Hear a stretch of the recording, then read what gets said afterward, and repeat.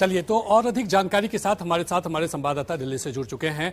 सबसे पहले तो ये जानना चाहेंगे कि जिस प्रकार आसिफ काजमी हमारे साथ जुड़े हुए हैं। आसिफ, सबसे पहले तो ये जानना चाहेंगे, नीतीश कुमार लगातार विपक्षी एकता को एकजुट करने में जुटे हुए हैं, लेकिन ये संभव कैसे हो पाएगा? क्योंकि लगातार विपक्षी एकता बिखरता नजर आ रहा है। जिस तरह से बेंगलुरु में तस्वीर सामने आई, कई सारे नेता जो थे, चाहे वो केजरीवाल हो, ममता बनर्जी हो, वो नहीं पहुंच पाए। इसके कारण कई हो सकते हैं, लेकिन सवाल ये उठ रहा है कि आखिर ये बिखराव एक साथ कैसे आ पाएगा?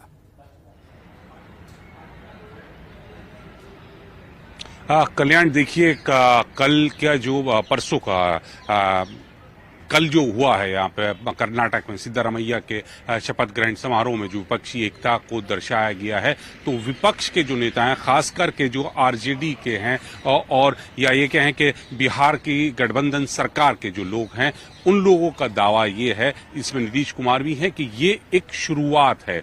क्योंकि जैसे ही कांग्रेस के पक्ष में कर्नाटक में परिणाम आए, तो सब ने कांग्रेस का बात कहनी शुरू कर दी कि बिना कांग्रेस के 2024 की जो नाव है, जो नैया है, वो पार करना थोड़ा मुश्किल है। कांग्रेस को साथ लेना पड़ेगा। इसी वजह से ममता बनर्जी ने भी कहा था कि जहां कांग्रेस मजबूत है वहां उनको सपोर्ट करना चाहिए, और जिस राज्य में अन्य दल मजबूत हैं, कांग्रेस को उनका समर्थन करना चाहिए। हालांकि जब शपथ ग्रहण समारोह हुआ तो कांग्रेस की ने ममता बनर्जी को इसमें आमंत्रित नहीं किया था, वो नहीं आए।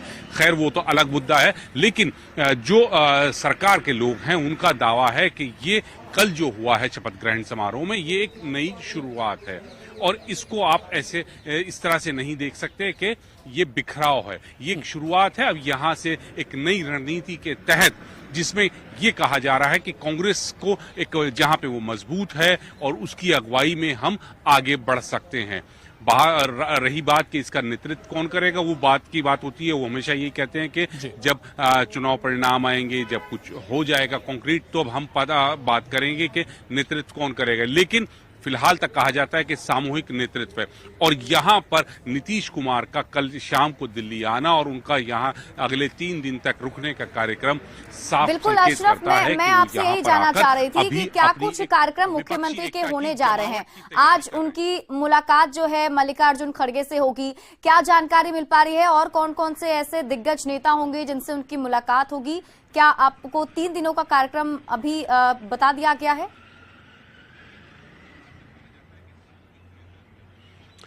शिप्रा, देखिए, आधिकारिक रूप से तो ये कहा गया है कि सिर्फ मुख्यमंत्री यहाँ 3 दिन के लिए है, और अगर 2 दिन यानी जो कल गुजर गया वो और आज का दिन का कोई कार्यक्रम नहीं है। लेकिन जो सूत्र बता रहे हैं, करीब 11:30 बजे दिल्ली के मुख्यमंत्री के साथ उनकी बैठक होनी है।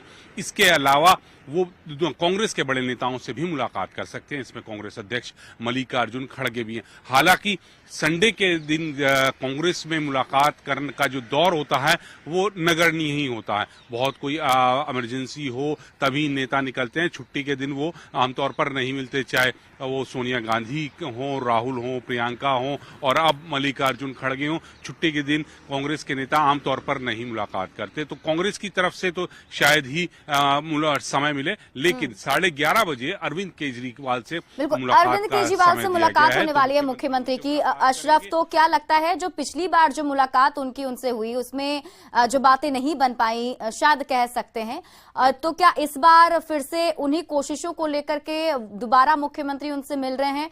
और ये सवाल का जवाब भी मुझे आप जरूर दीजिए अशरफ, क्योंकि लगातार हम देख पा रहे हैं कि जो विपक्ष के नेता हैं उनकी अलग अलग विचारधाराएं, अलग अलग बातें सामने आती हैं, और कांग्रेस से बहुत लोग किनारा भी करते हैं।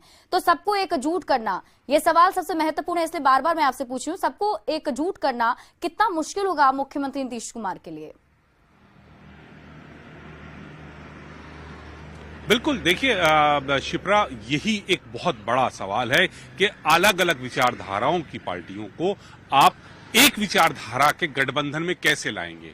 क्योंकि आप दिल्ली में देखिए, अरविंद केजरीवाल के खिलाफ कांग्रेस है, दूसरे दल हैं, बीजेपी है, पंजाब में है, इसी तरह से ममता बनर्जी के खिलाफ आप बंगाल में हैं। तो इन सबको कैसे लेके आना है कि विपक्षी एकता में सब एक धागे में विपक्ष हो जाए और एकता उनकी नजर आए। बिल्कुल अशरफ, और ये